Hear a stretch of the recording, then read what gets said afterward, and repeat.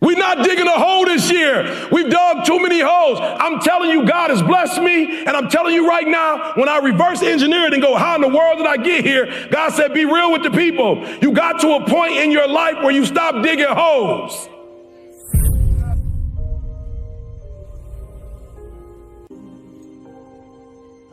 I remember I got to a place where I'm like, yeah, I'm not doing that again. So we just gonna have to fill these jokers up. Some of you're gonna have to spend January filling up the bill. You're gonna have to put some dirt in that joker. You're gonna have to. You done dug some holes. You're gonna have to January. But I don't want you January everywhere. Then you're going back, undoing them. I remember when I blew up, I stopped doing the dumb stuff that I was doing before and finally gave my present and my future. Don't break this out. No, don't stop. I'm sorry. Never making any forward progress. We get stuck in a pattern.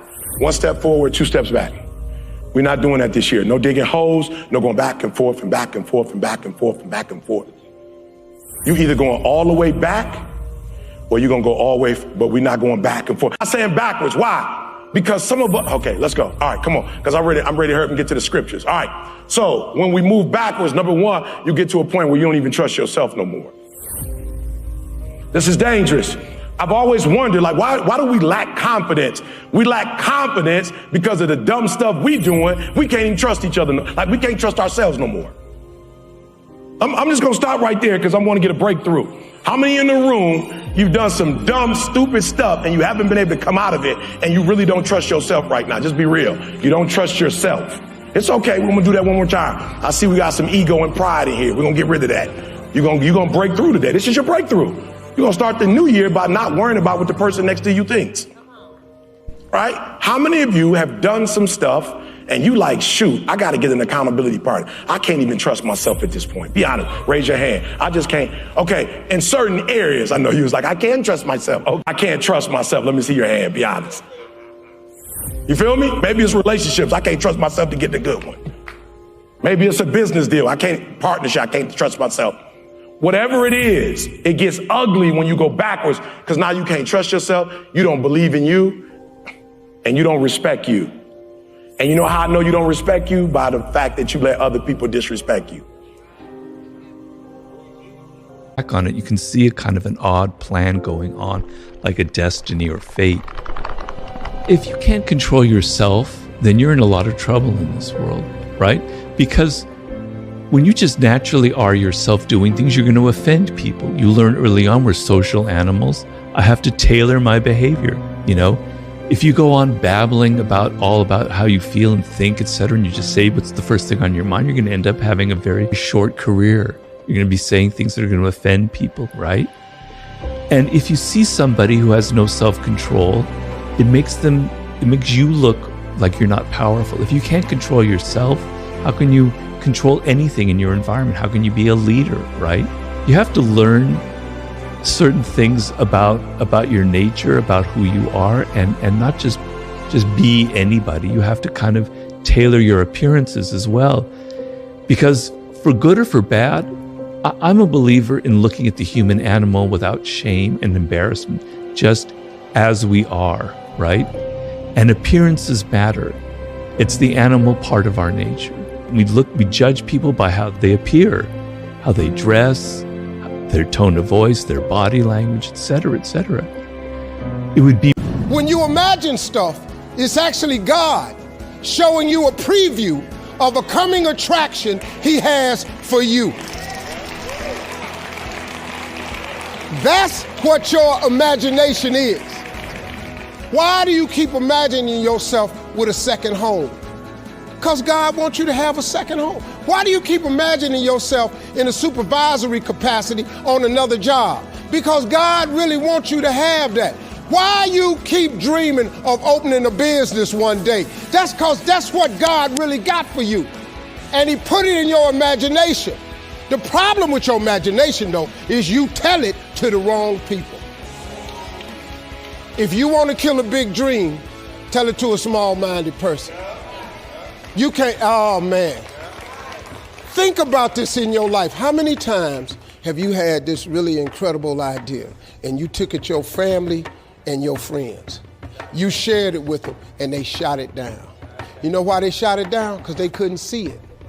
Because God didn't put it in their imagination. He put it in yours. It was your evidence of things not seen. See, all this stuff you've been imagining, you ought to start working on it. Because that's what God really got for you. Your real life is in your imagination. I'm here to tell you that. You think I'm here by accident? I'm here because he put this in my imagination when I was 10. When I was 10, he showed me I was gonna be on TV. That's all I ever wanted. The assignment when I was in the 6th grade was everybody write their name on a piece of paper and write what you want to be. You know what I wrote on my paper? I want to be on TV. Now, the problem I had, though, was I used to suffer with a serious stuttering problem. I couldn't talk outside my house. I stuttered for years. I flunked out of school. I'm on my 3rd marriage. I lost everything I ever owned twice. I've been homeless and lived in a car for 3 years. But at 10, though, I wrote on a piece of paper, I want to be on TV. So the teacher went around the room and read everybody's paper.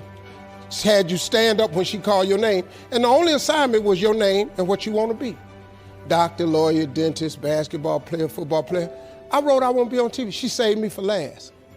She said, "Little Stevie, come to the front." Now I'm thinking, I'm going to the front because I got the best answer. Because ain't nobody had put that on their paper. She called me to the front. I'm thinking I'm finna give me a gold star. But I was wrong about that. She called me to the front to humiliate me. First of all, you know I can't talk. I suffered with stuttering stammer so bad, man. I couldn't talk at all. Well, every single human being has self-absorption traits. We can't help it. We naturally think of ourselves first. Yes, there are people who are much deeper narcissists in life, no doubt, and there are toxic narcissists, but we all have a touch of it. I want you to be a little more humble in this world and not be so arrogant and not think that you are somehow exempt from having a dark side, that somehow you were born with a halo over your head, that you were born different, you don't have human nature, that you're a saintly person, you're much better. Get rid of your moral superiority, because I find that deeply offensive. We are all cut from the same cloth. We all have the same flaws. And when you look at yourself, and when I wrote The Laws of Human Nature, I'm going, Robert, you have a dark side. You're a narcissist. You know, I had to come to terms with my irrationality, my grandiosity, my aggressive instincts.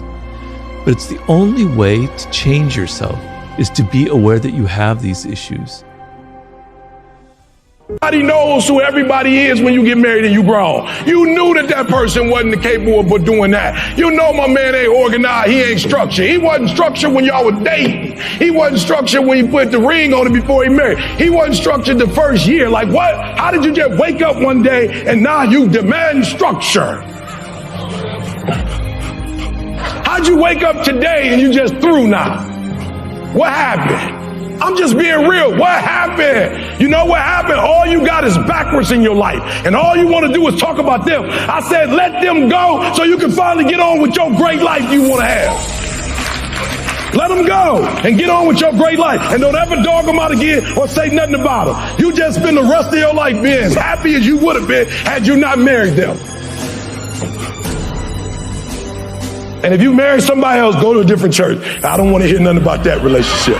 You just go get you a whole nother membership. I'm not interested. I'm not mad. I tried. But all you seem to want to talk about when we get on a phone or when we meet up is backwards. I don't have time to talk about backwards. I'm a sinner just like you. I can get trapped back there. You think I don't want to go back with you because I think I'm better than you. I don't want to go back with you because I've been back and I might get stuck in back, and I love present and I love what God is doing in my life. I don't even want to go back there. Catch your Uber. Get you an Uber and go back. I'm saying, don't take me with you. Amen. Listen to me very closely so I can make sure you understand what I'm saying. In Jesus Christ, I was back before I was ever forward. I was born in backness. I was born in backness. Told somebody the other day, I said, bruh, I'm so backwards, bruh, I ain't never had a picture with both of my biological family. We only got a picture with me and my mom and dad together. That's how back I am. They ain't even talking to each other.